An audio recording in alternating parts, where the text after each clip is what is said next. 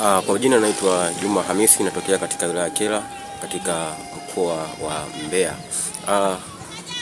Leo nipo hapa kutokana na kitu kimoja ambacho kimenisababisha mpaka leo hii niweze kuwa hapa mbele yenu na mweze kunisikiliza kwa makini na kutazama na kunisikiliza hiki ambacho nitakwenda kukiongea kwa sasa.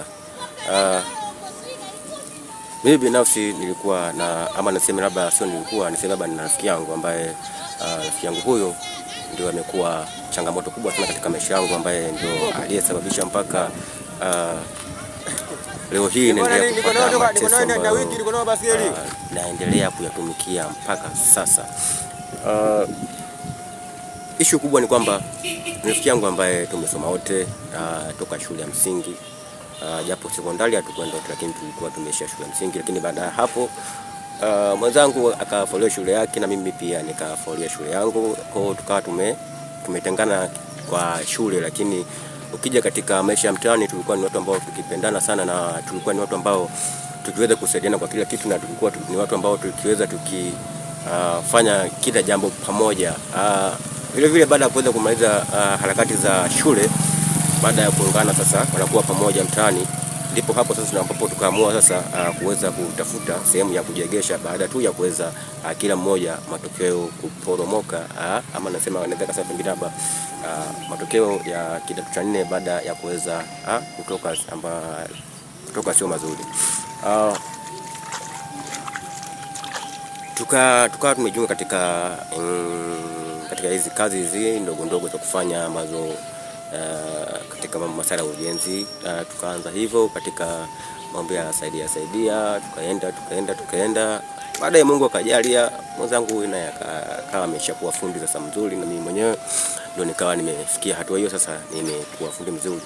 Lakini baada ya hapo sasa rafiki yangu akawa ameingiwa na tamaa tu baada ya kumuona sasa mwenzake sasa ambaye walikuwa wakisoma wote katika shule yao, katika shule ambayo yeye alikuwa amefolea. Sasa baada tu ya kuweza kutoka Dar es Salaam na kuweza kurejea sasa nyumbani kuja kusalimia, ni mtu ambaye anaonekana alikuwa na maisha mazuri, ni mtu ambaye alikuwa hana shida yoyote, na alifika pia na gari yake, ni mtu mwenye maisha yake.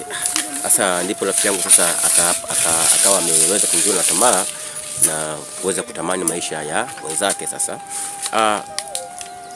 baada ya kuweza kumpeleleza yule jamaa, ikabidi ampe mfumo mzima, kwa sababu ni marafiki nao. Ukiachana na mimi, kwanza ndio ni rafiki yangu yule jamaa, lakini yule na jamaa yangu pia alikuwa na rafiki yake ambaye ndio huyo sasa ambaye aliweza kumfonza yeye sasa, ambaye sasa ndio kasababisha mpaka leo hii sasa mimi pamoja na rafiki yangu bado tupo kwenye mateso makubwa sana. Nakumbuka siku moja rafiki yangu aliweza kunipigia simu. Baada ya kunipigia simu akaniambia tukutane, baadaye ikabidi tukutane, na baada ya kukutana mimi na rafiki yangu, hapo ndipo sasa tukawa tumeingia sasa katika maongezi. Sasa tukawa tumekaa sehemu tu tunapiga stories zetu za hapa na pale. Baada ya kupiga stories hapa na pale, ndipo jamaa ikabidi sasa aingize sasa yale maongezi ambayo alikuwa akiongea na mwenzake, jinsi gani ya kuweza kupata hela na jinsi gani ya kuweza kuwa tajiri, jinsi gani ya kuweza kubadilisha maisha. Lakini kwa njia ambayo alikuwa amenitajia kidogo ilikuwa ni njia ngumu sana, ambayo ilichukua kama takriban siku 3 kuweza kufikiria kama ningeweza kupita hiyo njia ambayo alikuwa akiongelea sasa, ambayo ndio njia ambayo alikuwa akitumia rafiki yake, ambaye ndio mpaka sasa na maisha yake tu mazuri na pesa. Maana akanionyesha mpaka akaanza kumfuatilia mtandaoni jinsi alivyo maisha yake. Kweli ni mtu ambaye yuko vizuri, lakini baadaye jamaa ndio akanishauri kwamba huyu jamaa bwana, maisha yake bwana ametoa katika mambo ya kishirikina. Ndio kitu ambacho kidogo kilinifanya sasa nichukue takribani kama siku 3 hivi kuweza kufikiria. Kwanza nilikataa kabisa, lakini akanibembeleza sana. Na ukiangalia sina rafiki mwingine, yeye ndio yuko upande wangu wa kushoto kulia mimi. Sasa furaha yake ndio furaha yangu, huzuni yake ndio huzuni yangu. Sasa kidogo kwangu ikawa ni changamoto. Kwa hiyo sasa hapo ikabidi tu niamue sasa kuweza kunikamia mwana kwanza ni kama kwanza nifikirie napo kama itawezekana basi naweza nikafanya hicho kitu ama tunaweza tukafanya hicho kitu. Na sehemu yenyewe ya toka nielekeza hadi sehemu ambayo huyo mtu anapatikana, na ikatubidi sasa tuweze kufunga safari. Sasa baada ya siku ya 3 mimi baada ya kuweza kuwaza na utafakari ndipo nikaamua kuchukua maamuzi sasa na kuweza kumsikiliza na kumfuata, basi niangalie mbele itakuwaje.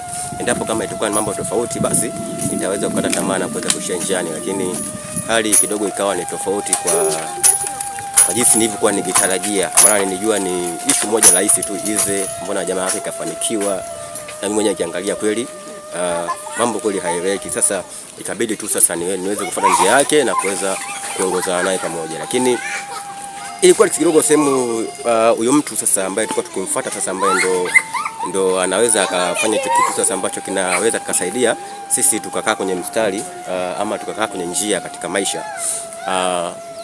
Ndipo sasa tukapanda gari tukaenda hadi kijiji kimoja hivi. Baada ya hapo tukashuka. Baada ya kushuka kuna jina moja alilitaja. Ile jina alilitaja jina gani? Ni mzee jina fulani hivi na jina fulani hivi ambalo kidogo ni refu. Siwezi nikalitaja kwa sababu inabidi tu niweke kapuni, kwa sababu isije ikaonekana sasa na anaanza kuongelea watu ambao sasa mwisho wa siku mtu akaanza kunilomu umenitaja. Ningeomba tu jina lake niweke kapuni. Lakini ni mzee mmoja hivi, mtu wa makamu, ni mtu ambaye ni mzee mmoja ambaye umri kidogo umeenda, naweza nikasema hivyo. Kweli baada ya kufika pale tukaulizia, ndipo sasa tukaanza kuonyeshwa njia. Sasa sisi tukajua kwamba tayari tumeshafika eneo la tukio, lakini kumbe haikuwa hivyo, ilikuwa ni tofauti sana na vile ambavyo sisi tulikuwa tukifikiria. Baada ya hapo ikabidi tuanze sasa safari ya kwenda kwa mguu. Tukaanza kutembea, tulitembea takribani kama masaa kama 7 hivi. Tunatembea tu lakini sehemu hatufiki. Basi tukapita kama vijiji kama vitatu hivi, kama kijiji cha 4 ndo tukaja tukafika sasa katika hiyo sehemu ambako sasa huyo mtaalamu anapatikana. Baada ya hapo sisi kweli tukafika pale, tukakaribishwa vizuri na huyo mtaalamu, mambo yote yakawa vizuri. Lakini baada ya kufika pale tukakaa kwenye viti. Tulikuta kama vijana wako kama 3 hivi. Sijajua walikuwa na shida gani ama walikuwa na shida ambayo tulikuwa nao sisi, kama sisi shida zetu ambazo zilikuwa tumetupeleka pale, ama shida zilikuwa ni tofauti na zetu, ama wao walikuwa na shida zao tofauti na sisi. Hicho ni kitu ambacho nilikuwa nikijiuliza sana pale ambapo nilikuwa nimekaribishwa na kuweza kuketi sasa. Baada ya hapo tulipofika tu sisi tu, kitu cha kushangaza wale vijana wakawa wanaondoka. Sasa sikuweza kutambua kama endapo kama ni kwamba walishamaliziwa kazi yao ama sisi tulifika mwishoni baada ya wao kuweza kutoa maelezo. Lakini sisi baada ya kufika pale ndio wakawa vijana wakawa wanaondoka. Baada ya kuweza sasa kuondoka wale vijana sasa ndio tukakaribishwa sisi sasa. Sisi ndio tukawa tunafika pale sasa. Baada ya kufika pale akatuuliza mmetoka wapi? Tukamweleza tumetoka sehemu fulani hivi na hivi na hivi. Akasema mmempajuaje hapa nyinyi wakati mmetoka mbali? Nani aliyewaelekeza mpaka mje hapa? Basi ikabidi rafiki yangu sasa awe muwazi sasa na kuweza kueleza sasa jinsi alivyokuwa akielezwa na mwenzake. Akaelezwa, ndipo baada ya kusikia hivyo mganga ndio yupo sasa na akawa sasa ameweza kukumbuka sasa au naweza nikasema akawa ametambua kwamba kumbe ni yule kijana ambaye nilimsaidia kipindi kile. Umeona? Sasa mganga akasemaje? Mimi sawa, nimekuja, mna shida. Sawa, mimi ninaweza kuwasaidia na shida zenu zikawa zitatulika. Lakini je, akatuuliza kwamba je, mtakuwa mnavifua ama mnaweza mkawa na mioyo migumu? Unaona? Sasa mimi sikuweza kutambua kwa nini anauliza hivi kwamba tunavifua ama tuna mioyo migumu.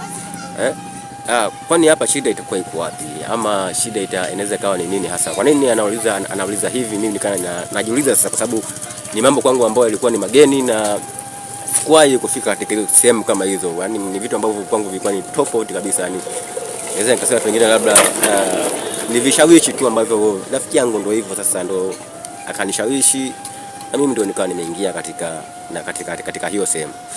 Baada ya kusema vile, mimi kidogo nilikuwa na sita, rafiki yangu naye pia akawa anaogopa kidogo sasa, maana hakuweza kujua ni kitu gani ambacho kinakuja mbele yetu. Baada ya kuweza kusema hivyo, akatuuliza, umeona, akasema nyinyi si mnataka kitu fulani, umeona, sio wenyewe mnataka pesa. Anasema si ndio, tunataka pesa. Tumetoka huko tumekuja mpaka hapa, mzee wetu, tumekufuata imradi tu angalau at least na sisi tukae kwenye njia ambayo wengi wao ambao tunaona sasa wako vizuri, ambao ndio wapo katika hiyo njia. Baada ya hapo yule mzee akawa ameingia chumbani kwake.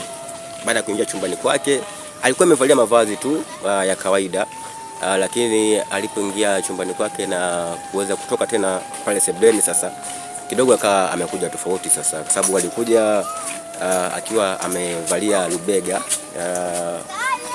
yani ni kama vile amevalia sasa shuka limepita hapa,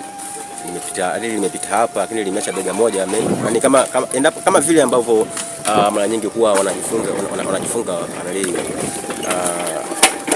hili kabila la Masai, akajifunga vile, afu kwa chini alikuwa amejifunga shuka tena nyingine. Chini alijifunga shuka jeusi, afu juu akajifunga shuka jekundu. Baada ya hapo akawa ameketi pale, sisi tuko pale sasa tunamsikiliza yeye atatusaidiaje, na kama ni masharti atatoa masharti gani, je tutaweza.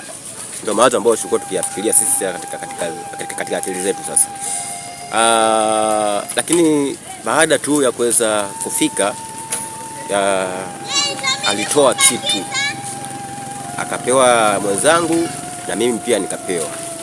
Unaona, kile kitu kilikuwa kimekaa, yani ukiangalia kwa pembeni, yani ni kama kijiti, lakini kile kijiti kilikuwa kimefungwa na sibeba na kitambaa ama na kitambaa kimefungwa na kitambaa cheusi huku nyuma, lakini huku mbele kuna vitu kama vile kuna manyoya sio nini vile, yani ni kama vile Misri, ni kama vile Misri ya manyoya kama pamba, ziko kama zimechanua au kimekaa kama mfagio fulani hivi ambao kama kimfagio kile cha kufagilia kwenye dari kile cha kutolea tandibui.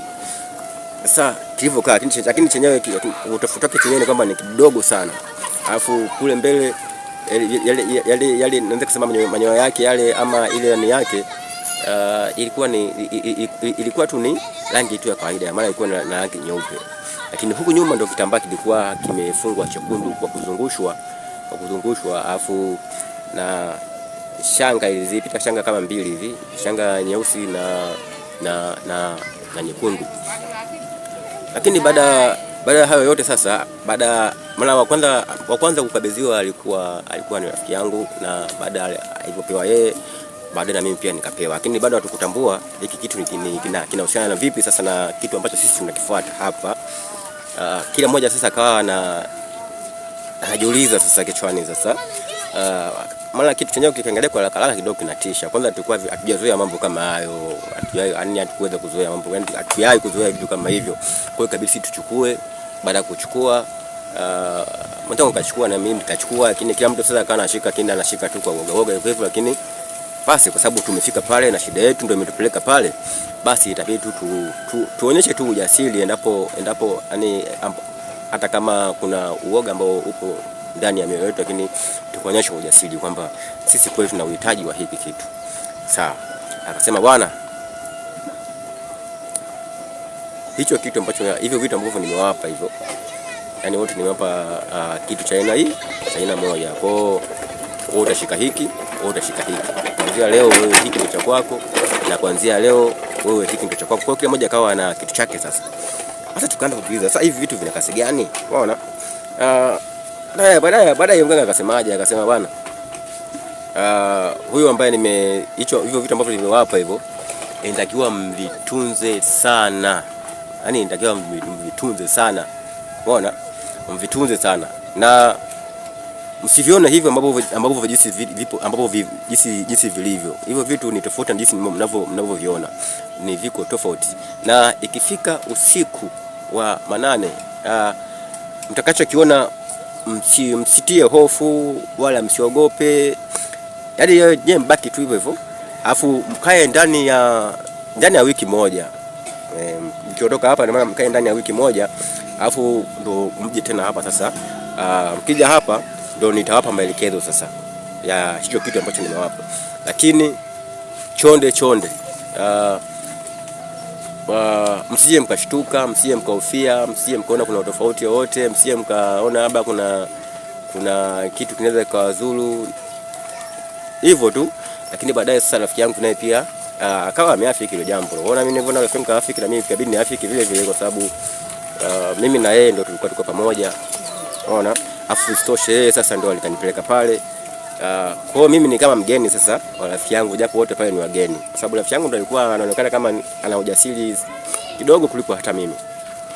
Basi baada ya kutoka hapo, mimi sasa tukatoka tumeondoka, tunajiuliza hivi vitu sasa. Amesema kwamba sio hivi, lakini ikifika usiku wa manane tukachokiona tusiogope. Sasa kila mmoja akawa anahofia sasa ni kitu gani ambacho anasema kwamba tusiogope. Hapa tukaja sasa kila mmoja akawa na wasiwasi, lakini baadaye tukaamua kuondoka sasa. Ikawa tukaondoka, tukafika kila mtu akaenda nyumbani kwake na mimi nyumbani kwangu. Basi unaona, mara tulikuwa tumepanga, tunachukua nyumba vya kupanga. Nikaja kwa chumba changu kile kitu, basi mimi nikawa nimekificha, nimekiweka tu vizuri. Rafiki yangu nakabe kificha, ameweka tu vizuri. Basi baadaye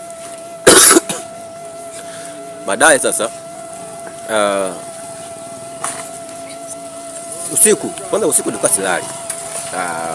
Maana muda wote nilikuwa nikitazama kwamba ni kitu gani ambacho kinaweza kutokea, ama ni utofauti gani ambao ninaweza nikauona hapa. Kwa muda wote nikawa sasa na wasiwasi. Sasa usingizi wenyewe nilikuwa sipati sasa. Ndivyo hivyo ambavyo hata rafiki yangu naye pia alikuwa hivyo, na mwenyewe pia usingizi akawa hapati. Sasa kana nafikiria ni kitu gani ambacho kinaweza kikatokea hapa, ni kitu gani ambacho kinaweza kikatokea kama vile ambavyo alikuwa akiongea mtaalamu. Mimi baada ya hapo, siku ya kwanza sikuona kitu, ikafika siku ya pili. Unaona hapo, kumbuka alisema kwamba ikifika wiki inatakiwa twende tukaangalie, twende sasa tukasikilize sasa maelezo yake sasa, kwa sababu alitupa bila maelezo ile, alituambia tu tutakachokiona usiku tusiogope. Mimi siku ya pili sikuona kitu, na rafiki yangu mwenyewe sasa akafika, na mimi nikaenda kumuuliza rafiki yangu, akasema mimi siku ya pili kile kitu, umeona, siku ya pili sikuona kitu kweli, umeona, lakini nilivyoingia ndani kile kitu mimi sikiona, umeona. Hujakiona kwani uliweka sehemu gani? Akasema mimi nikiweka ndani, yeye rafiki yangu alikuwa ameweka alifunua godoro katikati hapa, maana kitandani pale katikati ya godoro na mkeka ambao alikuwa ameweka kwa ajili ya kuweza kuzuia godoro lisipate michoro ya zile mbao. Lakini kaangalia kile kitu hajakiona. Lakini mimi nikiangalia, kwa sababu nilikuwa nimeweka kwenye mtu wangu ambao analalia. Sasa nilikuwa nimefungua ile foronya, nikaa nimetumbukiza mle ndani. Lakini mimi nikiangalia nakiona, lakini rafiki yangu anasema mimi hapa sikioni. Umeona? Nakiangalia muda wote nimekitafuta sijakiona kabisa. Sasa mimi nikaanza kujiuliza. Umeona? Na yeye mwenyewe pia rafiki yangu mimi naye pia alikuwa akijiuliza sasa, hiki kitu sasa kitakuwa kimeenda wapi? Na mimi pia nilikuwa nikijiuliza swali hilo kwamba hiki kitu sasa ambacho yeye ndio alikuwa anakimiliki, maana kila mtu alipewa cha kwake, kimeenda wapi? Na hakuna kitu ambacho alichona kwamba kina tofauti usiku, kwamba kina tofauti pengine ambapo umetokea, ama kuna kitu alichona ambacho sicho.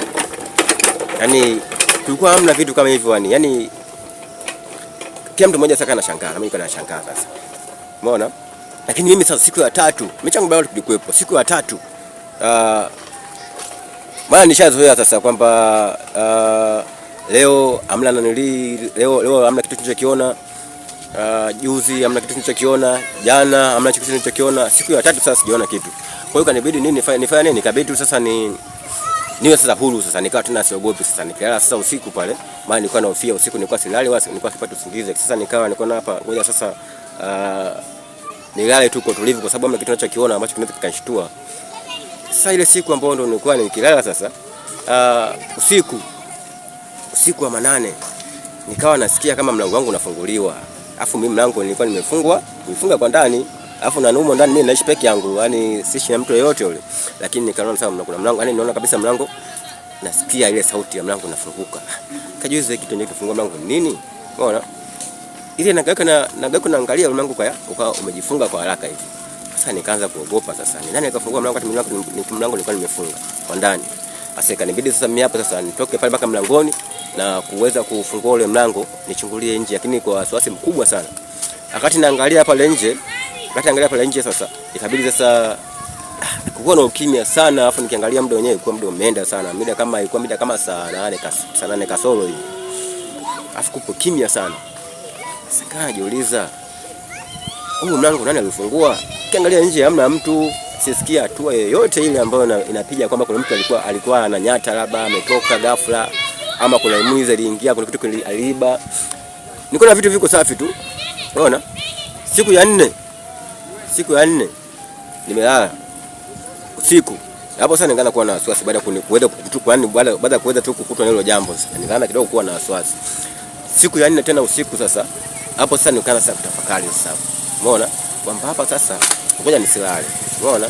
Kwa sababu sasa naona hali sio sasa. Kama mlango umejifungua na kujifunga wenyewe wakati nilifunga na kumeo.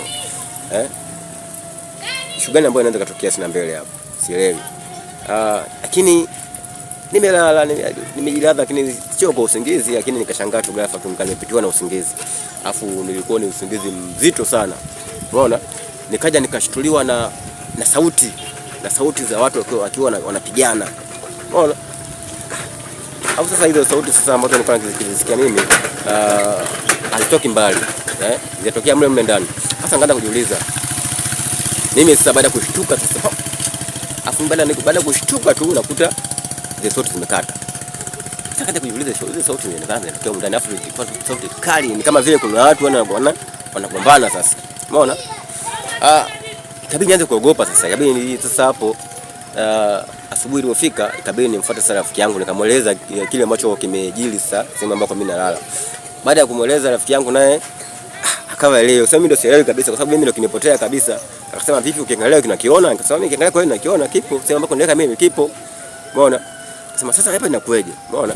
Maana tuliambiwa baada ya wiki moja bidi turudi tena kule ili sasa ndo tupate maelezo kamili, lakini issue ndio ikawa hivyo. Umeona? Sasa kila mtu anajiuliza hapa tunafanyaje? Lakini mimi sasa baada kutokea tu ile tukio siku ya 5 kukawa kimya, siku ya 6 kukawa kimya. Siku ya 7 ndo kabisa sasa ndo siku ambayo sasa sisi ndio tunatakiwa sasa twende sasa tulipoti kule ile sehemu. Nikamuuliza sasa rafiki yangu, utaendaje kulipoti wakati sasa wewe kile kitu tena una akionekani? Umeona? Akasema itabidi tu niende. Kwa sababu gani? Sasa nikajua. Umeona? Kwa sababu yeye hicho kusema yeye kwamba tusishangae chochote ambacho tutakiona sisi tusishangae. Umeona? Kwa hata mimi pia experience sitakiona. Ndashangaa, lakini sasa sisi nikashangaa sana kwa sababu najua tulishaambiwa. Umeona? Hapa inabidi tuende tukamsikilize. Kama kuna option nyingine akatupa sawa, kama kuna ndio hii inatosha basi haina shida. Basi kabisa hapo sasa sisi ndio tuanze tena kufunga tena safari sasa ya kurudi tena kule ambako sasa tulienda kwa yule mzee sasa. Unaona? Tuko njiani tukachukua gari, tukapanda, bila kupanda ndio tukawa tunaendelea safari. Inaumiza sana. Mambo ni mengi sana ambayo yametukuta kule mbele. Yaani uweze amini brother.